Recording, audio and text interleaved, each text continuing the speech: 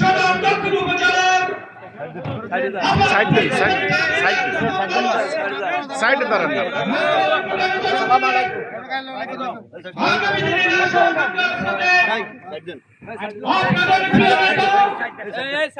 আপনাদের প্রিয় মানুষ সাবেক কুমিল্লা নির্বাচন এলাকা থেকে যাকে আপনারা বারবার নির্বাচিত করেছেন, কুমিল্লা নগরের মাটি ও মানুষের নেতা, আপনাদের প্রিয় নেতা, আপনাদের প্রিয় মানুষ জননেতা আলহাজ মনিরুল হক চৌধুরী আমাদের মাঝে এসে উপস্থিত হয়েছেন। করতালির মাধ্যমে সকলকে অভিনন্দন জানানোর জন্য বিনীতভাবে অনুরোধ করছি।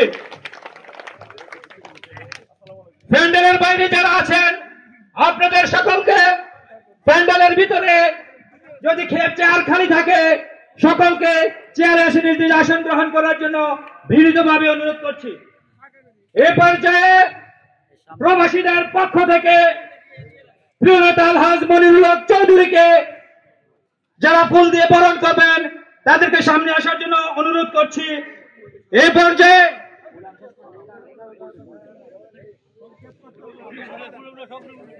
প্রবাসীদের পক্ষ থেকে ফুল দিয়ে বরণ করবেন আনোয়ার এবং সুমন রায়, আনোয়ার এবং সুমন রায়, মাহফুজ, আনোয়ার এবং সুমন রায়, ইদ্রিস, আনোয়ার এবং সুমন রায় প্রিয় নেতা আলহাজ মনিরুল হক চৌধুরীকে ফুল দিয়ে বরণ করছেন।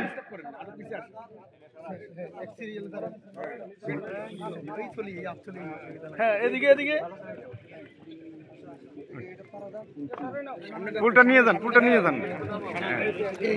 6 নং ওয়ার্ড থেকে বসার এবং কোরবানির নেতৃত্বে প্রিয় নেতা আলহাজ মনিরুল হক চৌধুরীকে ফুল দিয়ে বরণ করছি। সকলকে করতালির মাধ্যমে অভিনন্দন জানানোর জন্য বিনীত অনুরোধ করছি।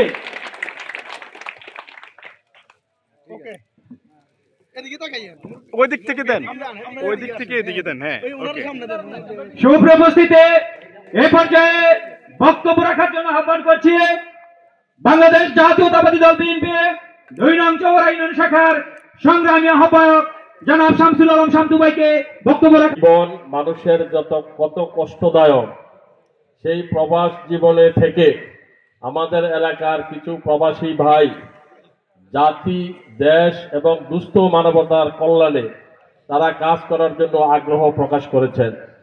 এই আগ্রহ প্রকাশ করা এবং তাদের যে উদ্দেশ্য, তাদের যে চিন্তা চেতনা, মন মানসিকতা, এই জিনিসগুলা আমরা যারা লোকালি এখানে বসবাস করি আমাদের সকলের দায়িত্ব হবে এই প্রবাসী ভাইদেরকে আন্তরিকভাবে সহযোগিতা করা। তারা যে কষ্টার্জিত যে অর্থ, এই প্রবাসী বাংলাদেশ জাতীয়তাবাদী দল কর্তৃক আয়োজিত আজকের এই বদি অনুষ্ঠান ও কর্মী সমাবেশে শ্রদ্ধেয় সভাপতি, মঞ্চে ভূমিষ্ঠ আমাদের প্রিয়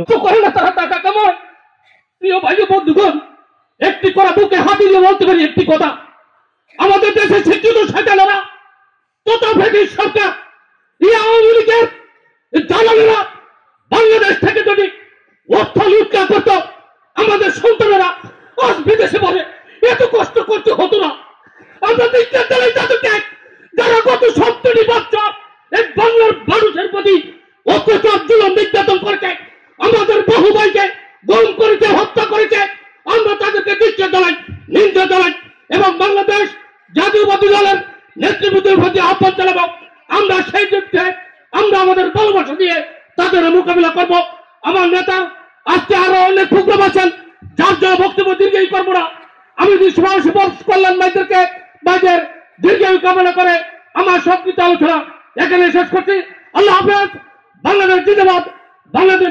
সম্মানিত সভাপতি, উপস্থিত কুমিল্লার ভাগ্য আকাশে যিনি এই আলোকিত মানুষ হিসেবে আমাদের এই কুমিল্লাকে আলোকিত করার জন্য আজকে ঐক্যবদ্ধ হয়ে 70-72 বছর তার জন্মের পরেও রাজনৈতিক জীবনে যিনি একটা উন্নয়নমুখী এবং মানুষের সুন্দরভাবে চলাফেরার জন্য যিনি রাত দিন চেষ্টা করি এলাকার মানুষকে উনি সান্ত্বনা দিয়ে বিভিন্ন বুদ্ধি পরামর্শ দিয়ে আমাদেরকে পরিচালিত করেন সেই আমাদের প্রিয় নেতা জননেতা মনিরুল হক চৌধুরী।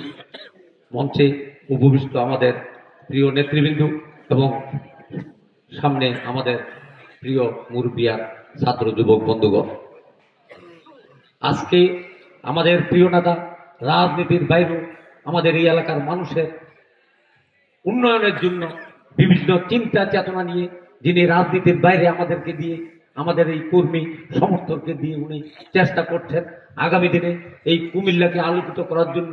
আমরা আমাদের নেতা প্রিয় নেতা মনিরুল হক চৌধুরীর পক্ষে থাকবো। আমাদের এই সদর দক্ষিণ উপজেলার রাজনৈতিক এই আকাশে আগামী দিনে একটা আলোকিত অবস্থা বিরাজ করছে। তাই আমাদের প্রিয় কর্মী ভাইদেরকে বলবো, সবাই ঐক্যবদ্ধ থাকুন, কেউ কোনো নিজেদের মধ্যে কোনো বিশৃঙ্খলা সৃষ্টি না করে ঐক্যবদ্ধ থেকে সদর দক্ষিণ উপজেলাকে একত্রিত করে আমরা আগামী দিনে আমাদের কুমিল্লা শহর থেকে কুমিল্লার দক্ষিণে জনপদকে সাংগঠনিক ভাবে প্রত্যেক ইউনিয়নে প্রত্যেক ওয়ার্ডে আমাদের সংগঠনকে শক্তিশালী করব, এই আশাবাদ ব্যক্ত করে আমি আমার বক্তব্য শেষ করলাম। আসসালামু আলাইকুম। ওরা প্রবাস থেকে একটা কমিটির ছোট্ট তালিকা পাঠিয়েছেন, যেটা আপনাদের সামনে প্রকাশ করছি। প্রিয় উপস্থিতি, এই প্রবাসী জাতীয়তাবাদী দলটি সম্মানিত প্রধান অতিথি সাবেক কুমিল্লা ৯ নির্বাচনী এলাকা থেকে বারবার নির্বাচিত সাবেক জাতীয় সংসদ সদস্য, সদর দক্ষিণ উপজেলার আবাল বৃদ্ধ বনিতার হৃদয়ের স্পন্দন, নাঙ্গলকোটের জনগণের আগামী দিনের আশা আকাঙ্ক্ষার প্রতীক, ৭১ রণাঙ্গনের অন্যতম সিপাহ সালার, যার রাজনৈতিক কর্মী হতে পেরে নিজেকে পরম সৌভাগ্যবান মনে করে বীর মুক্তিযোদ্ধা জননেতা আলহাজ মনিরুল হক চৌধুরী, জননেতা আলহাজ মনিরুল হক চৌধুরী সাহেবকে এই মুহূর্তে বক্তব্য রাখার জন্য আহ্বান করছে।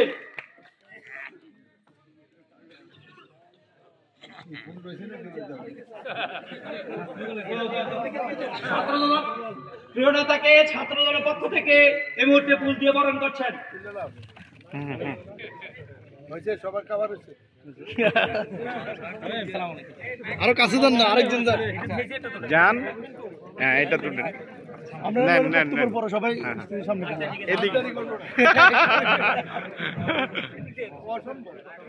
Good good okay. আমি কথা বলবো। কুমিল্লা শহর থেকে এসেছেন জেলার ব্যাপারে, মহানগরের ব্যাপারে কথা বলার জন্য আমাকে যেতে হবে। আমি ভাবছিলাম সময়টা থাকবে আপনাদের সাথে কিছুক্ষণ সময় কাটাই। শুধু প্রবাসী ভাইরা, ভাই তো কেউ না, বাতিতে হবে। তোমাদের ধন্যবাদ জানাই, কৃতজ্ঞতা জানাই। দেশকে বলবে, দক্ষিণকে বলবে।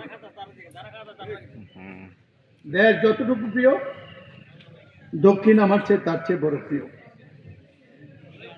আমার দক্ষিণ বাঁচলে কুমিল্লা বাঁচবে, কুমিল্লা বাঁচলে বাংলাদেশ।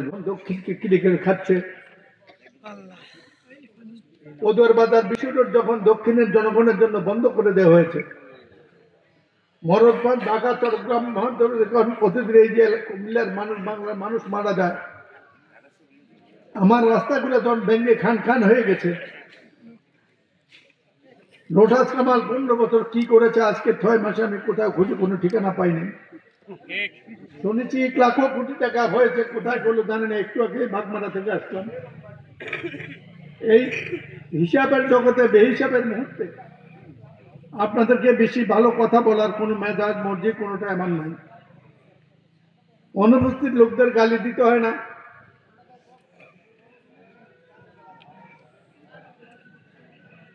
গুনাহ হয়। আশা করি কামাল সাহেব সুস্থ হবে। একদিন আমি তাকে সামনাসামনি জনগণের সামনে পাবো কিছু প্রশ্ন করার জন্য, কিছু হিসাব নেওয়ার জন্য। দেশ, জাতি, মানুষের এই কঠিন সময়ে আজকের এই শুভ মুহূর্তে আমার বলার কিছু নেই। একটাই ভালো খবর, আওয়ামী লীগ ক্ষমতা নেই। তারপরও দিল্লিতে বসে যা করছে, দেশে কারা কি করছে জানি না। আমরা আওয়ামী লীগকে অন্যায়ভাবে যতজন গ্রেপ্তার করে জেলে পাঠানো যেত তা আমরা কিছুই করিনি। আমাদের এলাকা আওয়ামী লীগেরও নিরাপদ, আমরা কারো কোনো ক্ষতি করিনি। নিজের নির্যাতন, নিজের পারিবারিক নির্যাতন বাদ দিয়ে হিসাব নিতে গেলে অনেক কিছু হতো। আমি এখন 24 ঘন্টা কাটাই কি করে 15 বছর আমি যা করতে পারিনি, কয়দিন এই কাজগুলা কাবার করব। আপনাদেরকে একটা ভালো খবর দেই, সেটা হলো এই দিগলগাঁও আর দিগলগাঁও থাকবে না। আমি নতুন একটি রাস্তা আওয়ামী লীগ সরকারের সময় করিয়েছিলাম, যেটা এখন বাস্তবায়ন হচ্ছে। সেই রাস্তাটির নাম হলো রাজগঞ্জ সমুনি নোয়াখালী সমুনি সড়ক। এই রাস্তাটি রাজগঞ্জ সমুনি থেকে শুরু হয়ে উপজেলার সামনে আন্ডারপাস হয়ে আমাদের বামিশা হয়ে কোদালি হয়ে কাবাকামানা সমুনি থেকে দিগলগাঁও নন্দীবাড়ির সামনে দিয়ে মেরকোট হয়ে হাজতকলা হয়ে বুচ্ছির কাছে দিয়ে ডান দিকে মাতানকোট হয়ে সানেচুতে যে মূল রাকসাম রোডে এখন মিলছে। প্রস্তাবটি ছিল রাস্তাটি মাতানকোটের দিকে না যেয়ে সরাসরি বুচ্ছি থেকে যুক্তিকেল হয়ে নাঙ্গলকোট হয়ে নোয়াখালী যাবে। মধ্যে দিয়ে একটু অংশ রাস্তা নাই, সেই কারণে গত 5 বছরও তার সরকারের সাথে যোগাযোগ করতে পারিনি। এই রাস্তাটি ড্রেভ হয়েছে। আজকে সন্ধ্যা পর্যন্ত মিটিং করে মধ্যে 3 কিলোমিটার রাস্তা জনগণ আজকে আমাকে জমি দিয়েছে। আমরা নিজ খরচে এই রাস্তার কাজ নির্মাণ শুরু করে অ্যালাইনমেন্ট মিলাবো। বর্ষার আগে এই কাজটা করতে হবে, নাতুবা পুরান পরিকল্পনার সাথে রাস্তাটি মিলবে না। এই রাস্তাটি হবে 18 থেকে 22 ফুট। রাস্তার পাশে যারা আছেন সাবধান হয়ে যান, যাদের জমি আছে বেচবেন না, বেচবেন না, আমি বলে দিলাম তো বেচেন না। এই রাস্তার দাম সোনার দামের চেয়ে বেশি হবে।